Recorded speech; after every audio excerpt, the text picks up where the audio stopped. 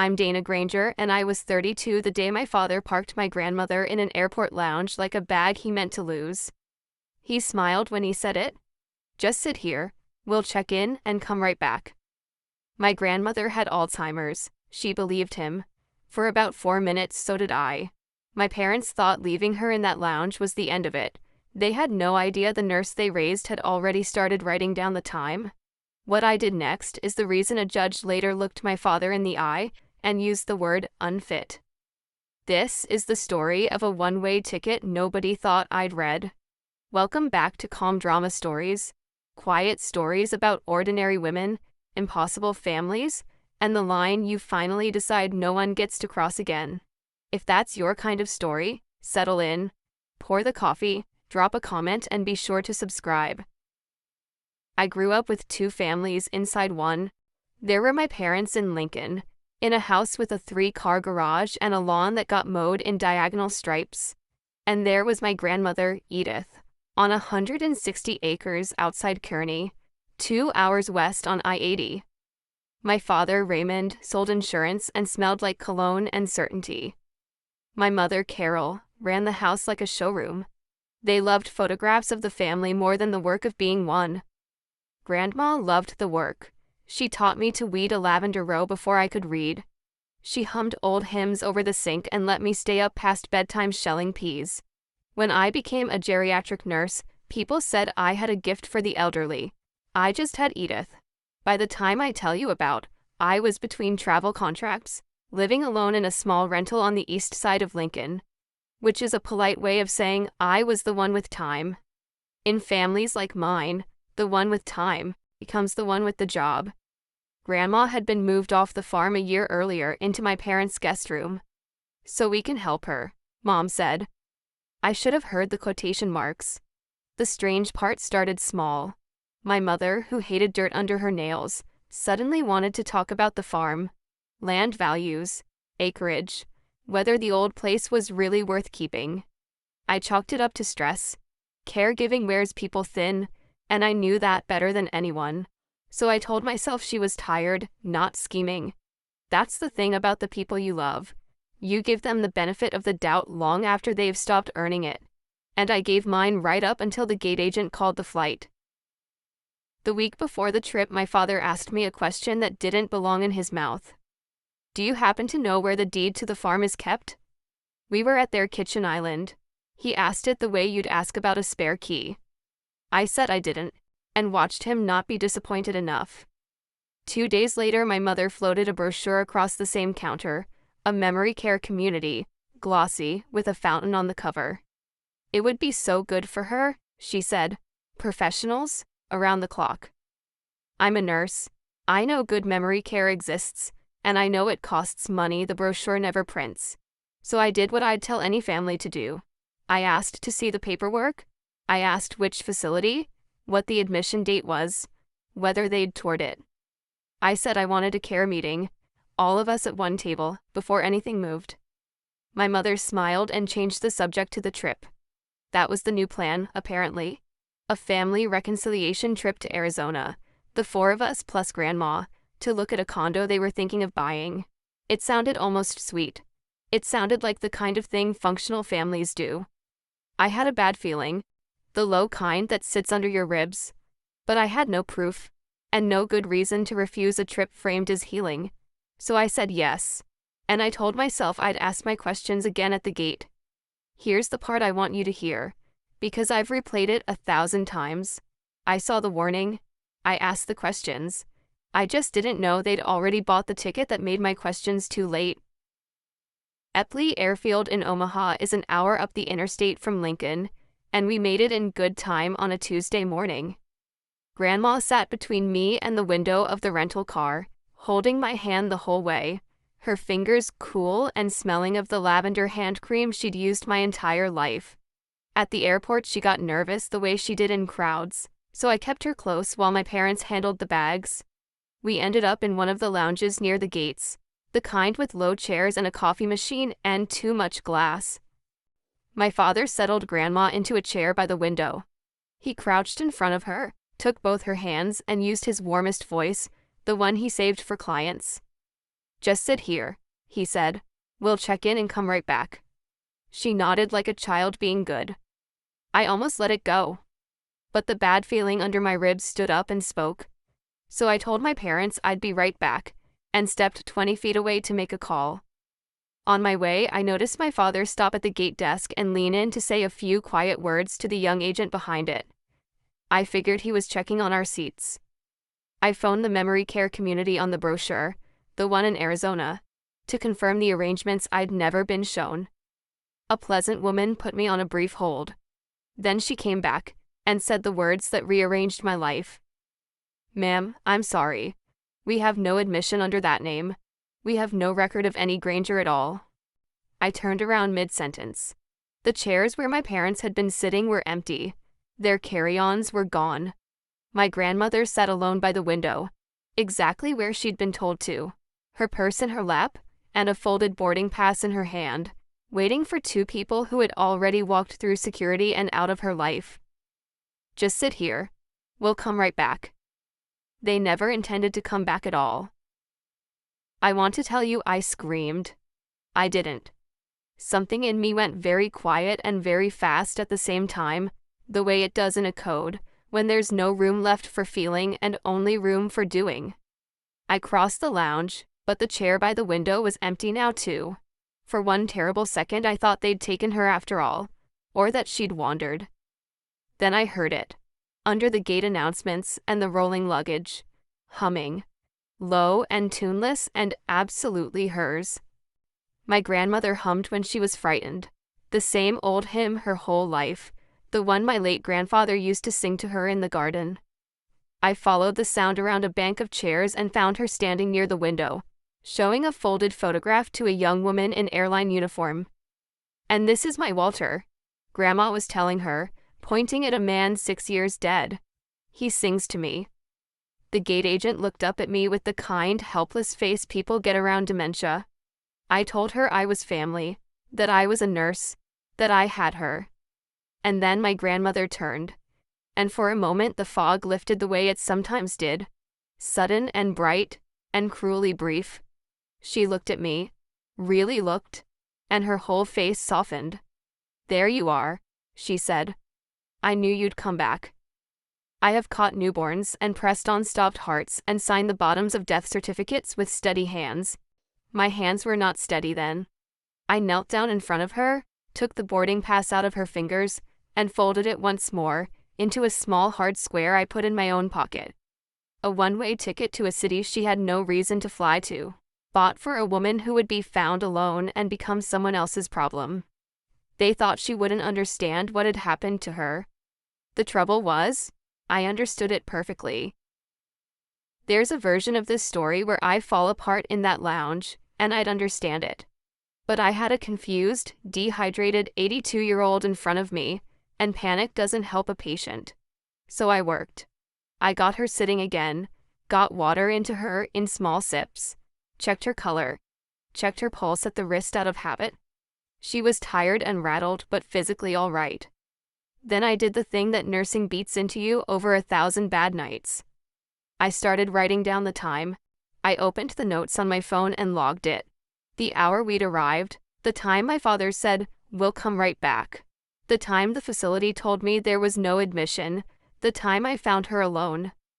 I photographed the empty chairs. I photographed the boarding pass, front and back, before it went in my pocket. I called my father. It rang twice and went to voicemail, which means he saw my name and pressed the side button. I called my mother. A text came back within a minute, and I've kept it. "Don't make this dramatic. We've earned a rest. She's in good hands with you." Earned a rest. Good hands. As if abandoning a woman with Alzheimer's in an airport were a spa day they'd budgeted for. I sat with my grandmother's head against my shoulder while she hummed herself calm, and I felt something settle in me that has never fully left. Not rage. Rage is loud and useless. This was quieter and far more dangerous to them. It was the cold, clear focus of someone who knows exactly how systems work and has just decided to use every one of them. They'd left a paper trail without meaning to, and I am very, very good with paper. The first practical problem was where to take her. I couldn't bring her back to my parents' house in Lincoln. They weren't there. They'd boarded their own flight to Phoenix to go look at the retirement condo, the one this whole family trip had really been about. I learned that later, but I suspected it in the parking garage. So I drove us the hour back down to Lincoln to my little rental and got her settled on my couch with a blanket and the TV turned low. She slept 12 hours. I didn't sleep at all. By morning, I knew that my apartment wouldn't hold. It was small, it had stairs, and worst of all, it was strange to her. And strangeness is the enemy in dementia. There was only one place on earth my grandmother's brain still trusted: the farm. I wasn't naive about how it might look. I'm a nurse, and I knew that moving a woman who couldn't consent carried its own risks, and that my father would find a way to call it kidnapping. But you do not hand a vulnerable patient back to the people who abandoned her 12 hours earlier, not when her safety is the whole question, and I decided I'd get a lawyer on the phone before I did one more thing I couldn't defend. So once she'd eaten, I packed a bag, buckled her in, and pointed the car west. 2 hours on I-80 with the flat gold fields rolling by, Kearney exit coming up like an old promise. The farmhouse key was where it had always been, under the loose brick by the propane tank, and it still turned the lock. Inside, the air smelled like dust and dried lavender and the particular mustiness of a house missing its person. Grandma walked in, set her purse on the same hook she'd used for 50 years, and her shoulders came down 2 inches. "I'll start the coffee," she said, clear as a bell, and went to a kitchen she suddenly remembered. I stood in the doorway and watched her hands find the percolator without her eyes. The disease takes so much, but the body holds the places we loved the longest. I didn't know yet what I'd have to fight to keep her here. I just knew I wasn't taking her anywhere else. The farm told on them before the family did. I spent that first day opening windows and wiping a year of grime off the counters, half listening as Grandma drifted between the present and 1974. She told me about Walter, about the garden, about the lavender rose she'd planted, for the bees, and for the smell of a thing that doesn't quit. Not one word about lawyers or money. Whatever my parents were after, she wasn't guarding it. She'd long since let it go where the rest of her recent life had gone. Then I cleared the stack of mail and circulars off the kitchen table, and underneath it I found something that stopped my hands: a glossy folder from a realty company in Kearney. Prairie Line Realty. Inside was a comparative market analysis on the farm, the full 160 acres, complete with an estimated sale price that had a comma in a place that made my stomach turn. Clipped to it was a draft listing agreement, half filled out and unsigned, dated 3 weeks earlier, with my father's name typed in the seller line. He'd gotten the agent that far, I would learn later, by telling her he was about to be appointed to handle his mother's affairs, which was simply a lie. 3 weeks. Before the trip. Before the lounge. My parents had walked a stranger across my grandmother's land, taken photographs of her home, and priced it for sale. And they had never once asked the woman who owned it. They hadn't asked her because they couldn't. She couldn't understand the question anymore, which raised the only question that mattered to me, standing there in her kitchen with her humming in the next room. If my grandmother couldn't consent to sell her own farm, then by what authority did my father think he could sell it for her? I didn't know the answer yet, but I knew exactly who to call to find out. My parents were back from Arizona within 3 days, and the phone calls started immediately. My mother went first, all warmth and reason. "Sweetheart, this has gone far enough. Bring her back to Lincoln. You're not equipped to do this alone." I almost laughed. "I do this for a living." My father took a harder line. "You don't get to just take her, Dana. There are decisions being made for her welfare, and you're interfering." Decisions. Made for her welfare. By the people who'd left her in a lounge. But it was my Uncle Wes who told the truth, because Wes has never been able to hold a thought in without it spilling out the bottom. Wes ran an auto shop down in Grand Island, and Wes had money problems the family pretended not to see. He called me himself, skipping the pleasantries. "Look, the farm has to sell this quarter. It just does. So whatever you think you're doing, you're costing all of us." There it was. Not her welfare. The quarter. I asked Wes, as evenly as I could, how exactly they planned to sell a farm that belonged to a living woman who hadn't agreed to anything. He went quiet, then said something that turned the low feeling under my ribs into a plan. Your dad's handling that. There's a process. We just need her looked at by a doctor. Declared. You know. Then it's clean. Declared. They wanted her declared incompetent, not to protect her, but to take the wheel of her estate and drive it straight to a closing table. My mother let the same words slip on the next call, dressed up nicer. A competency evaluation. It's just paperwork, Dana. It is never just paperwork. And I was about to make sure they learned that the expensive way. I didn't argue with them anymore after that. Arguing is what they wanted, because an argument is just noise, and noise goes nowhere. Instead, I called a lawyer, not a flashy one. An elder law attorney in Kearney named Gene Halloran, a man in his late 60s who'd been practicing in Buffalo County since before I was born, and who answered his own phone. I told him everything in order, the way I'd been trained to give report at a shift change, the trip, the lounge, the phone call to the facility that didn't exist, the boarding pass, the listing agreement dated 3 weeks before the flight, the competency evaluation they wanted. He let me finish without interrupting, which is its own kind of mercy. Then he said something that told me I'd called the right man. You did 3 things right in the first hour that most families never think to do. You wrote down the times, you took photographs, and you kept her with you instead of handing her back. He paused. And no, taking her somewhere safe wasn't kidnapping, no matter what your father says. When the people responsible for a vulnerable adult abandon her, getting her to safety is exactly what the law expects. We'll paper it properly, and we'll do it fast. Then, quieter. Tell me you kept the boarding pass. I told him it was in my wallet that very minute. I want to pause here, because some of you watching know exactly how this feels. You're the one who shows up. You're the one everyone calls when it's hard and somehow, never when it's easy. You've been told you're good at this, which is how families turn a person into a service. If that's you, stay with me, because this is the part where she stops being the only one who shows up and starts being the one who's ready.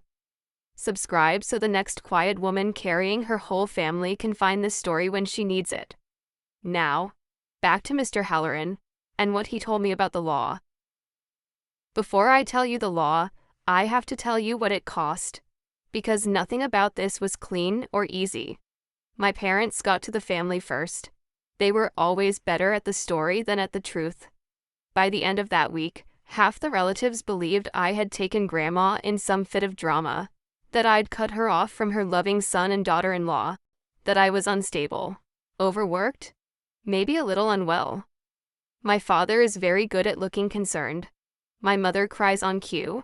Against 2 people who look that good in church clothes, a tired nurse who works nights doesn't stand a chance in the rumor mill. My phone filled with messages from aunts and cousins, some confused, some cold. One great-aunt called to tell me in a voice dripping with worry that my mother was just sick about the money you're spending of Edith's. That one landed, I'll admit, because here's my particular weakness, the one I've had to learn the hard way. I am the woman who does everything alone. I don't ask for help. I don't build a team. I carry it, and tell myself that needing no one is the same as being strong. So when the family closed ranks against me, my first instinct wasn't to call allies. I didn't have any. I'd spent my whole life being the one others leaned on, and I'd never once practiced leaning back. I sat in my grandmother's kitchen that night feeling more outnumbered than I'd ever felt in my life, with one confused old woman asleep down the hall and a folder full of paper that I wasn't yet sure was enough. And then I remembered the one thing they kept saying. They kept saying she wouldn't know. And I started to understand that they had no idea what she knew. I went back through every message and call from the weeks before the trip, reading them the way you read a chart on a patient who crashed, looking for the moment it all went wrong. And there it was, in a voicemail my mother had left me the night before we drove to Omaha. One I'd only half listened to at the time. She'd been talking fast, the way she does when she's convinced herself of something. Honestly, Dana, the doctors say she's barely there. She won't even know we're gone. She won't even know we're gone. I sat with that for a long time. There was a text thread, too, that I shouldn't have been able to see but could, because my father had once added me to a family group and never removed me. He'd written it to Wes weeks earlier, casual as anything. Don't worry about Mom. The farm's basically mine anyway. Just need to move her along. The farm's basically mine anyway. Just need to move her along. Move her along. Like cattle. Like inventory. Like a chair you carry to the curb. And underneath the disgust, something useful clarified for me. This wasn't a family that had cracked under the unbearable weight of caregiving, though they'd certainly tell the judge it was. This was a calculation. They had decided, in advance and in writing, that an old woman's mind was gone, that her land was theirs, and that the most efficient way to collect was to lose her somewhere far away and let the state sort it out. They had done the math on her. What they'd forgotten is that I do math too. And the most expensive miscalculation they made wasn't the listing agreement or the one-way ticket. It was the assumption hiding under every cruel word. They thought she wouldn't know. She knew. She knew exactly who walked away and exactly who came back. I won't pretend caring for her was easy, because that would dishonor everyone watching this who actually does it. The nights were the worst. Dementia gets louder when the sun goes down. They call it sundowning. And there's no chart that prepares you for the woman who raised you not knowing your face at 2 a.m. She'd get up, frightened, looking for Walter, looking for a baby long grown. The thing that worked, the only thing, was her own garden. I'd take her hands and rub the lavender cream into them, the same scent from the same brand she'd used for 40 years, and I'd walk her to the back window where her lavender rose used to be. They'd gone to seed and weed in the year she was away, gray and leggy and half dead in the dark. But she'd look at them, and something in her would quiet, and she'd tell me, every time as if for the first time, that lavender is the one plant that smells better after you cut it back. I started to think she was telling me something more than gardening. In the middle of one of those nights, headlights swung across the kitchen. My Uncle Wes, unannounced, 11 o'clock. Just wanting to talk. He didn't want to talk. He wanted to walk through the house. I watched him drift toward the old roll-top desk, opening drawers, lifting papers, his eyes hunting. Finally, he turned to me and asked the question that told me how blind they were flying. Where does she keep the deed, Dana? We can't find the deed to the farm anywhere. I almost smiled. They'd planned to sell 160 acres, and they didn't even have the paper that said it was theirs to sell. Because it wasn't? And they were about to find out exactly how it wasn't. The thing that changed everything wasn't a letter or a secret will. It was 30 seconds of grainy footage. Mr. Halloran had told me to report the abandonment to Adult Protective Services, and I had, the very next day, to a caseworker named Marion Doyle. Marion had 30 years of watching families do terrible things to their elders, and nothing in my story surprised her, which was somehow the most chilling part. She moved faster than I expected. She requested the airport security footage before it could cycle off the system, and a week later she called and asked me to come in and watch it with her. I want to be honest about what I expected. I expected confusion, a crowded lounge, a misunderstanding, maybe even an accident I could half forgive. That is not what the camera showed. The camera showed my father crouching in front of my grandmother and taking her hands, exactly as I remembered. It showed him stand, say something, and pat her shoulder. Then it showed him turn and walk away. And here's the detail I will carry to my own grave. Halfway across that lounge with his mother sitting alone behind him, my father lifted his wrist and checked his watch. He wasn't fleeing. He wasn't overwhelmed. He was on schedule. My mother appeared at the edge of the frame, glanced back once, and the two of them walked together towards security without breaking stride. The way you leave a gate, not the way you leave your mother. Marion let the clip run to the end, then froze it on the empty chair. I've done this a long time, she said quietly. That's not a family that fell apart. That's a plan. I asked her to print the still of him checking his watch. It wasn't a confused old woman wandering off. It was a man on his way somewhere, glancing at the time, leaving the woman who raised him behind like a layover he didn't intend to make. I drove to Halloran's office with the still photo in a folder and asked him to teach me the rules, all of them, so I'd never again be the last to understand my own family's plan. He poured bad coffee and walked me through it slowly. My grandmother, he explained, no longer had the capacity to sign anything. That door was closed. She couldn't grant me power of attorney now any more than she could sell the farm to my father. The only lawful path left ran through the courthouse, and it had two parts: guardianship, which is authority over the person, where she lives, and how she's cared for, and conservatorship, which is authority over the property, the money, and the land. A court appoints both, he said, and the court's only loyalty is to her best interest. People assume the son gets it automatically, he told me. He doesn't. The judge weighs who's suitable, and the court can pass right over a closer relative if that person is unfit, or if their interests collide with hers. Then he said the sentence that turned the whole thing around in my chest. A conservator can't simply sell a ward's real estate to pay his own debts. Selling her land takes a separate petition and the judge's approval. No court in this state signs off on selling grandma's farm to bail out her son's auto shop. I sat there and let it sink in. My parents' entire scheme rested on a foundation that didn't exist. They thought losing her would hand them the land. Instead, the act of losing her was the single best evidence I could possibly bring to a judge, deciding who was fit to protect her. Their weapon and my weapon were about to turn out to be the same thing. They just didn't know I was the one holding it. That night, I took the boarding pass out of my wallet and really looked at it. The way you look at an X-ray once you know what the shadow means. I'd been carrying it as a wound. Now I started reading it as a record. It was one way. Not round trip, not part of a family vacation package, but a single seat going one direction to a city my grandmother had no reason on earth to fly to alone. And printed along the bottom was the purchase date. It had been bought 11 days before the trip. 11 days. Before the smiles. Before the family reconciliation. Before my father crouched down and promised he'd come right back. He had already purchased a one-way ticket that would carry his mother somewhere far from home, where a confused woman found alone would be processed by strangers and quietly become a ward of some other county. The trip wasn't reconciliation. The trip was logistics. I called Marion Doyle the next morning and told her about the purchase date and asked whether the airline kept records of who bought the ticket and when. She said they did, and that with the abandonment report open, those records could be requested through the proper channels, along with the camera footage already in hand. I added it to the folder.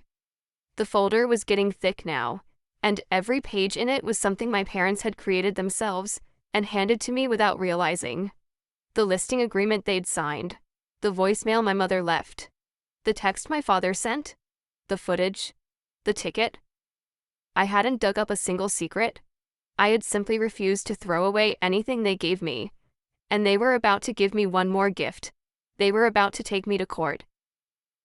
They struck first, the way people do when they think speed looks like confidence. I was served on a Thursday, standing in my grandmother's kitchen with flour on my hands, by a process server who looked genuinely sorry about it.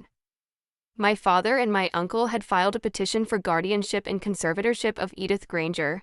Their petition named me, of course. According to the paperwork, I was the problem. I had removed the ward from her established residence, isolated her from her immediate family, and was exercising undue influence over a vulnerable adult. Likely, it implied, to get my hands on her estate. I had to read it twice, because the gall of it took a minute to register. The two people who had bought a one-way ticket and left her in an airport were petitioning a court to protect her from me. The arsonist had called the fire department to report the homeowner. I'll tell you the honest truth about how it felt. For about an hour, it felt like losing. They had money for lawyers and a story polished by years of telling. I had a folder and a night shift nurse's salary, and a grandmother who couldn't testify on her own behalf.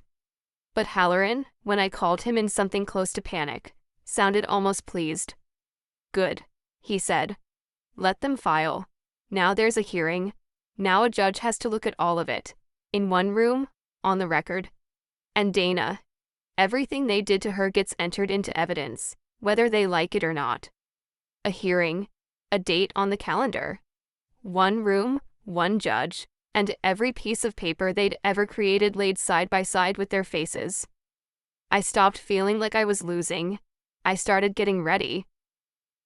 The lawyer they hired was the expensive kind, and his first move was to suggest, through Halloran, that we could all make this go away quietly, if I returned Grandma and stepped aside.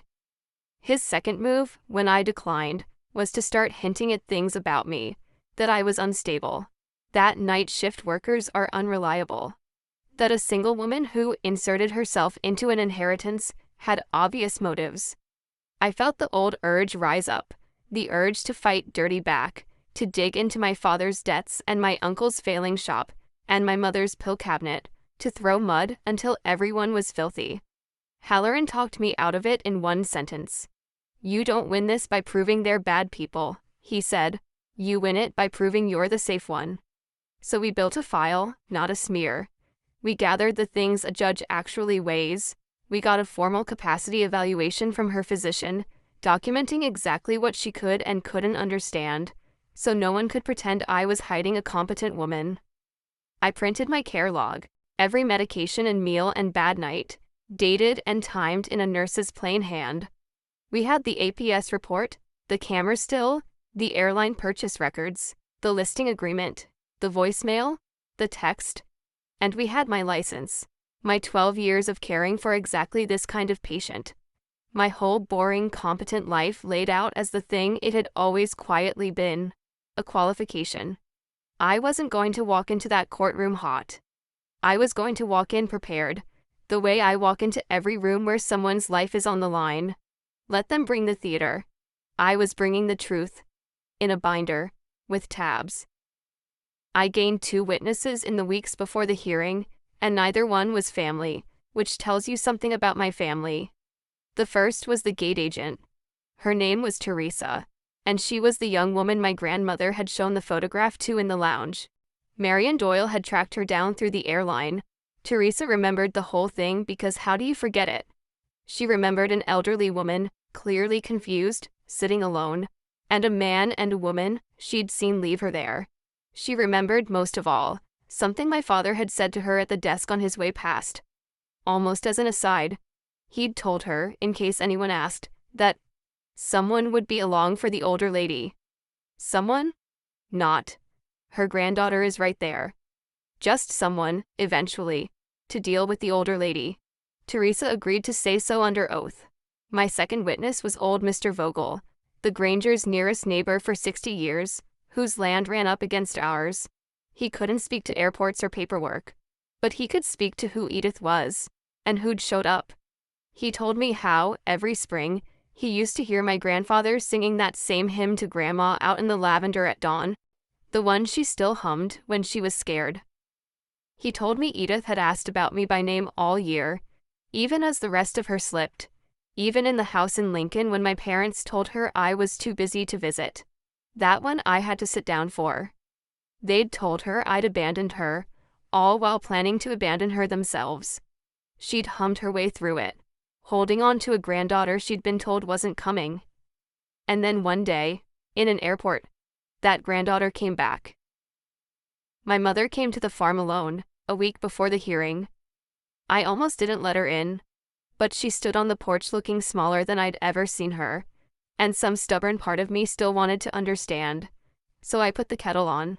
She didn't ask to see Grandma.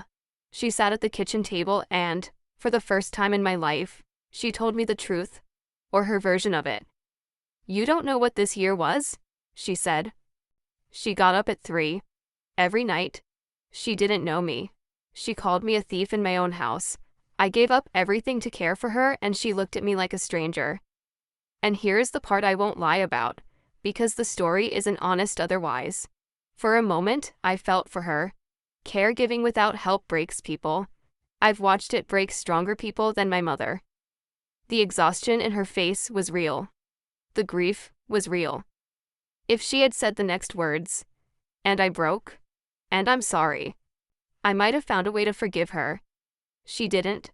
She wiped her eyes, straightened her spine, and said, "So you have to understand. She wouldn't have known the difference. She won't even know we're gone." There it was again. The same words. The same math. She wasn't asking for forgiveness. She was asking me to agree that what they'd done was reasonable, because the cost to her had been high. I set down my cup. "Mom," I said. "She knew exactly who walked away. And she knew exactly who came back. You still don't understand what the problem is, do you?" She left without finishing her tea. I never doubted again. After she left, I made the decision that the whole rest of my life would hang on. I had a choice, and Halloran laid it out fairly. We could settle. They might, under the weight of the evidence, agree to drop their petition and quietly let me keep her, if I agreed to keep the worst of it out of the record. Or we could go to the hearing and put all of it in front of a judge, on the record, in public, with my parents in the room. The quiet way would protect the family name. The loud way would protect every other family that has someone like my grandmother and someone like my father. I thought about Teresa, who remembered an old woman alone. I thought about Marion, who'd watched that footage with 30 years of practice and called it a plan. I thought about the listing agreement dated 3 weeks before the Smiles, and I decided that the family name had been protecting the wrong people for far too long. I'd take her home to this farm, legally and for good. And I'd do it in the daylight where everyone could see. I want to say something to you directly, because I know who's watching. Somewhere out there is a woman about to step away from her own relative to make one quick phone call, trusting the people standing closest to her. If that's you, read the paperwork before the plain boards, check the dates, keep the receipts, and subscribe, because these stories have a way of reaching the exact person who's about to need them. The hearing got moved up after that, because of the open abandonment report. The court wanted answers fast. So did I. The closer we got to the date, the more desperate they grew, and desperation makes people careless. Uncle Wes was the crack in the dam. His auto shop in Grand Island was further gone than the family had let on. The bank had called his note, and his entire plan for staying afloat had been his share of the farm sale, money he'd been counting as good as banked for months. With the sale frozen, Wes was weeks from losing the shop he'd built over 20 years. So Wes leaned on my father, hard, and my father, who could not afford his own life either, leaned back. I heard about it secondhand, from a cousin who'd finally started to wonder why the loving son was so frantic to sell his confused mother's land. Their lawyer kept building the story that I was the schemer, the lonely niece who'd locked grandma away on a farm to seize her estate. He repeated it so often I think he came to believe it. What their lawyer didn't know, because his clients hadn't told him, was that there was no estate to seize, no deed in their favor, no secret document I was hiding. There was only an old woman who owned her own land, a court that would decide who could be trusted with her, and 30 seconds of footage of my father checking his watch as he walked away. They were arguing about the contents of a safe that didn't exist, while I held the only thing that was actually real. I almost felt sorry for the lawyer. He'd been hired to defend a story, and his own clients had handed me the facts. Some fights you win in the room. This one I'd already won. I just had to walk in and let everyone see it. The night before the hearing, my grandmother had one of her hard nights, as if she could feel the air tightening even though no one had told her a thing. She woke a little after midnight, frightened, asking for Walter, asking why the house was so dark. I did what I always did. I sat on the edge of her bed and took her hands in mine, and I worked the lavender cream into them, the same scent she'd once rubbed into mine after a day of weeding. The world turned all the way around now so that the child was the one steadying the grandmother. Somewhere in that year, I had stopped being the girl she comforted and become the woman who comforts her, and neither of us had marked the day it changed. She calmed under my hands. Then she started to hum that old hymn, low and certain. The one Walter used to sing in the garden. And without quite deciding to, I hummed it with her. The two of us in the dark in a farmhouse her family was trying to sell out from under her. At the end of it, she looked at me with a flash of that terrible, beautiful clarity and asked me a question that I'll hear for the rest of my life. "Are they coming back?" she said. I knew exactly who she meant, even if she didn't. I held her hands a little tighter and told her the truth, the only promise I've ever been completely sure I could keep. "No," I said. "But I am." "Every time?" She nodded like that was enough, and slept. And I sat there until the window went gray, knowing that in a few hours I wouldn't need to raise my voice at all. The paper would do it for me. The Buffalo County Courthouse is a solid old building with marble floors that carries sound. And on the morning of the hearing, the hallway outside the courtroom was full of my family. My parents had dressed for it. My father wore the gray suit he saved for funerals and big sales. And my mother wore pearls and the carefully composed face of a woman who has been wronged. Uncle Wes paced near the water fountain, unable to hold still, checking his phone every 30 seconds. Their lawyer worked the group in low, confident tones. And there, against the far wall on a wooden bench, sat my grandmother, in the blue dress she liked, with Marion Doyle on one side and Mr. Halloran on the other. I'd worried all night about bringing her, whether the chaos would frighten her. I shouldn't have. While my father straightened his tie and my mother rehearsed her sad face, and my uncle wore a hole in the marble, my grandmother sat perfectly still in the middle of all of it, hands folded in her lap, humming. That same old hymn, soft and steady, filling the hallway like it was a garden and not a courthouse. The contrast wasn't lost on a single person standing there. The people who claimed to be falling apart from worry over her couldn't stand still. The woman they'd abandoned was the calmest soul in the building. My father wouldn't look at her. My mother couldn't stop looking at her. And when the bailiff opened the doors and called the matter of the guardianship and conservatorship of Edith Granger, I took my grandmother's humming hand, helped her to her feet, and walked her in myself. Whatever happened in that room, she would not sit alone in it. Not ever again. They went first, and they went hard. Their lawyer was good. I'll give him that. He stood and painted a portrait of a devoted son and his loyal wife, a couple who had sacrificed their own retirement to care for an ailing mother in their home for a full year, only to have a resentful, isolated niece swoop in, snatch the vulnerable woman away to a remote farm, cut off her loving family, and position herself to control an estate. He used words like unstable and undue influence, and deeply concerning. He noted that I worked nights, lived alone, and had no children of my own to occupy me, as if my whole life were evidence of a deficiency. My father took the stand and was magnificent at it. He let his voice crack at exactly the right moment. He talked about how hard the year had been, how worried he was for Mom's safety way out on that farm with just Dana, how he only wanted what was best for her. He never once mentioned an airport. My mother dabbed her eyes.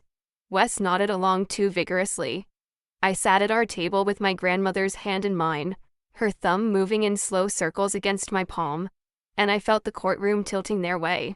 Felt the judge, a sharp-eyed woman named Peterson, taking it in with a neutral face.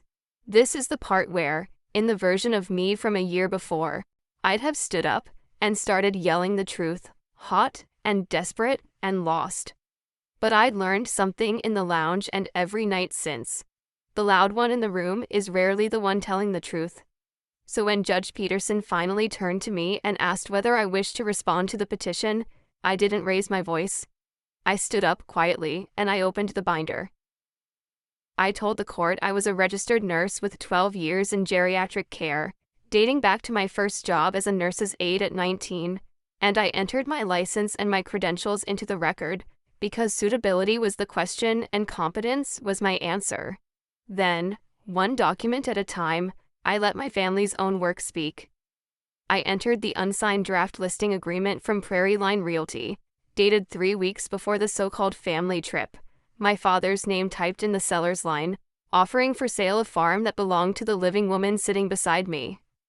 I entered the airline records showing a one-way ticket, purchased 11 days before that trip, in my grandmother's name, to a city she had no connection to and no one waiting in.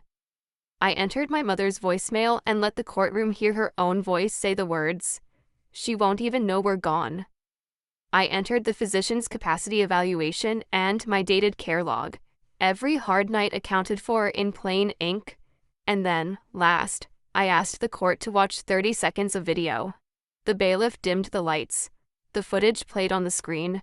My father crouching, taking her hands, standing, walking away. And halfway across that lounge, with his mother sitting alone behind him, lifting his wrist to check his watch. I heard someone in the gallery gasp. I didn't turn around. Marian Doyle testified next, calm and devastating, to her findings and to 30 years of telling the difference between a family that breaks and a family that plans. Then Teresa, the gate agent, took the stand and told the court in a shaking voice that the well-dressed man had assured her someone would be along for the older lady. Through all of it, I stayed standing, and I stayed quiet, and I let the paper do what paper does. When I finally sat down, the courtroom that had been tilting toward them an hour earlier had gone completely, perfectly silent.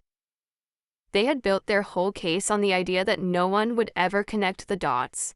I'd simply laid the dots in a row and turned on the lights.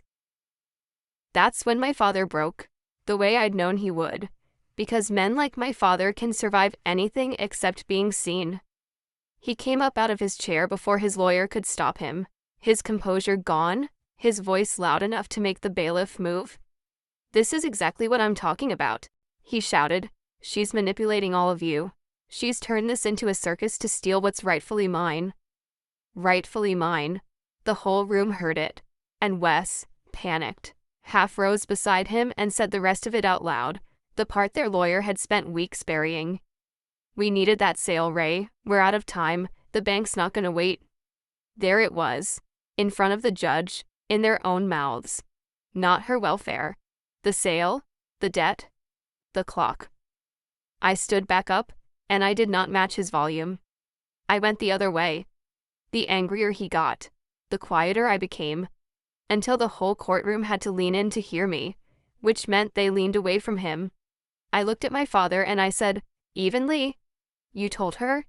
Just sit here. We'll check in and come right back." I let it land. "You did come back. For the farm. Not for her." Then I turned to my mother, who had stopped dabbing her eyes. "You said she wouldn't even know you were gone." I held her gaze until she dropped it. She knew exactly who walked away, and she knew exactly who came back. My father was still standing, breathing hard, with nothing left to say that wouldn't make it worse, and his own lawyer had a hand on his arm trying to get him to sit down.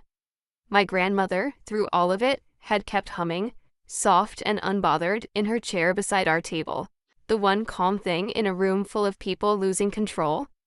Judge Peterson looked at the shouting son, and the panicking brother, and the weeping wife, and then at the quiet old woman humming a hymn, and at me, standing there with my hands folded and my binder closed. She picked up her gavel. She did not need long. Judge Peterson ruled from the bench, which Halloran told me afterward she rarely does, with a full written order to follow. She found that Edith Granger was indeed incapacitated and in need of protection, the one thing both sides agreed on. Then she found that the petitioners, my father and my uncle, were unsuitable to serve, and she used plain words for it. She said the evidence showed they had not acted in the ward's interest, but in their own financial interest, that abandoning a vulnerable adult in an airport was, in her words, as clear a disqualification as this court has seen, and that a man who would do that to his mother could not be trusted with her person or her property. She denied their petition in full. She appointed me, Dana Granger, as both guardian and conservator of my grandmother, with the authority to decide her care, and to manage her property for her benefit, and hers alone. And she made it clear, looking directly at my father, that no petition to sell the farm to satisfy anyone's debts would find a friendly ear in her courtroom. Then she did one more thing. She directed that the Adult Protective Services findings, and the airport footage, and the records, be forwarded to the county attorney's office to review whether criminal charges for abandonment and neglect of a vulnerable adult should follow. That part wasn't up to me, and I want you to understand I never asked for it. I only ever asked to keep my grandmother. But the law, it turns out, has its own opinions about leaving an 82-year-old woman in an airport. My father did not look at me as he left. He did not look at his mother either, which somehow hurt worse. He had walked into that courtroom certain the closest blood would win. He walked out having learned that blood was never the question. The question was, who showed up? The fallout was real and measurable, and none of it was the kind of revenge that needs a raised voice.